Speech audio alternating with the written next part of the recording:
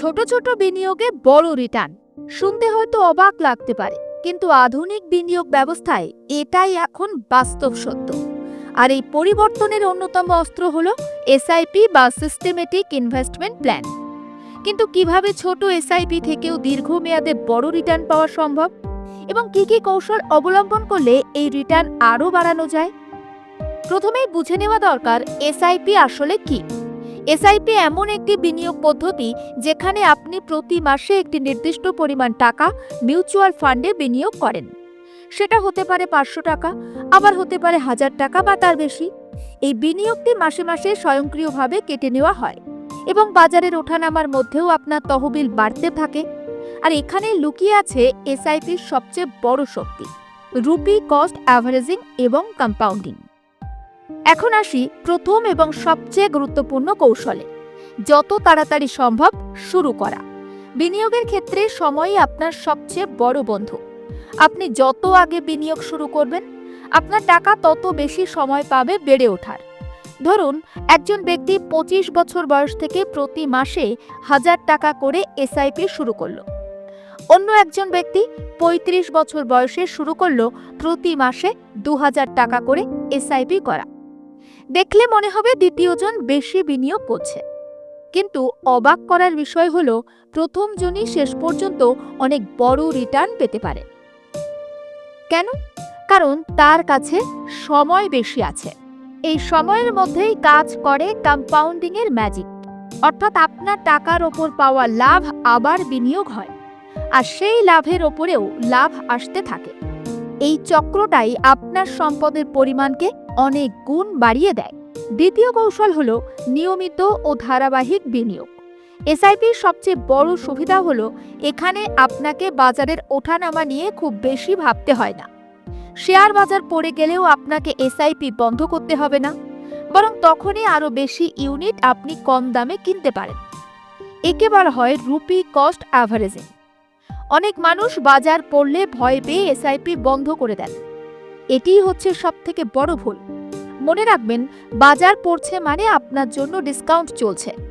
সেই সময় বেশি ইউনিট কেনা আপনার ভবিষ্যতে রিটার্ন বাড়াতে সাহায্য করে। তাই বিনিয়োগে সফল হতে গেলে শৃঙ্খলা বা ডিসিপ্লিন বজায় রাখাটাই সবচেয়ে বেশি জরুরি। তৃতীয় কৌশল আরও গুরুত্বপূর্ণ, স্টেপ আপ এসআইপি বা এসআইপির পরিমাণ ধীরে ধীরে বাড়ানো। আপনি আজ 2000 টাকা দিয়ে এসআইপি শুরু করলেন। 2 বছর পরে আপনার বেতন বাড়লো, তখন আপনি এসআইপি বাড়িয়ে 3000 বা 4000 টাকা করতে পারেন। এই পদ্ধতিকে বলা হয় স্টেপ আপ এসআইপি। এতে আপনার সঞ্চয়ও বাড়বে, আবার ভবিষ্যতে আপনি আরও বড় ফান্ড তৈরি করতে পারবেন।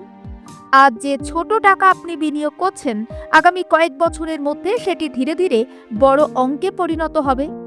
আর এই ছোট ছোট বাড়ানোর প্রভাব দীর্ঘমেয়াদে বিশাল রিটার্ন দিতে পারে। এবার আসা যাক চতুর্থ কৌশলে, সঠিক ফান্ড নির্বাচন করা।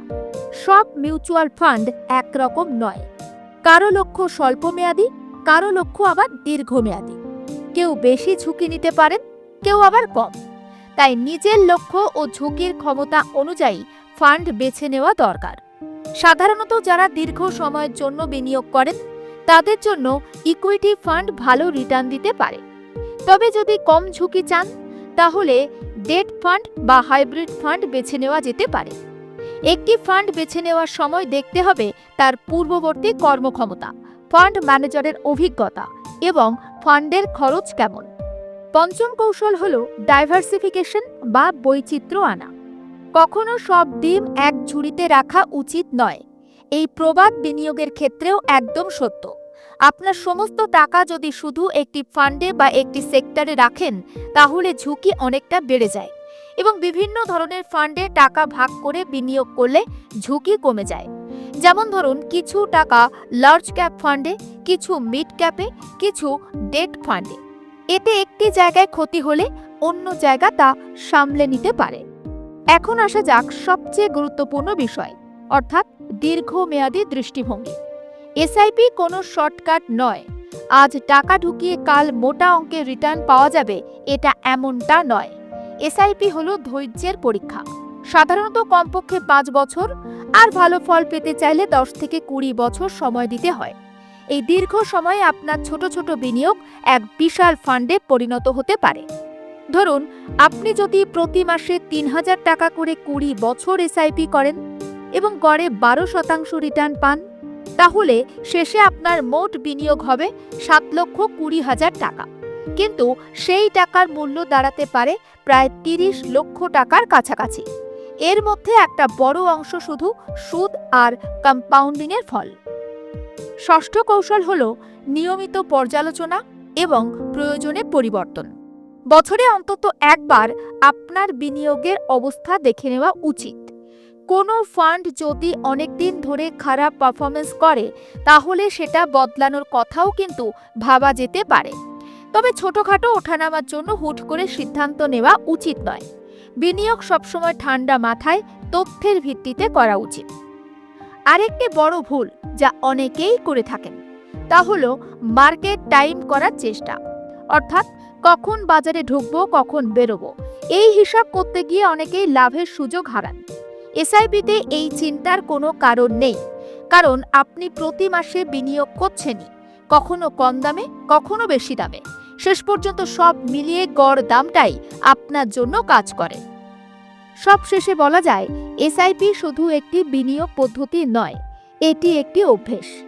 এটি আপনাকে নিয়মিত টাকা সঞ্চয় করতে শেখায় আর ভবিষ্যতের জন্য একটি শক্ত আর্থিক ভিত্তি গড়ে তোলে। আপনি যদি আজ থেকেই ছোট অঙ্কে এসআইপি শুরু করেন, ধারাবাহিক থাকেন, ধৈর্য রাখেন, সঠিক ফান্ড নির্বাচন করেন এবং দীর্ঘমেয়াদে ভাবেন, তাহলে নিশ্চিতভাবে একদিন এই ছোট ছোট বিনিয়োগই আপনার বড় স্বপ্নকে বাস্তব করবে। কারণ মনে রাখতে হবে, বড় সম্পদ গড়ে ওঠে একদিনে নয়, গড়ে ওঠে ছোট ছোট নিয়মিত সিদ্ধান্তের মাধ্যমে।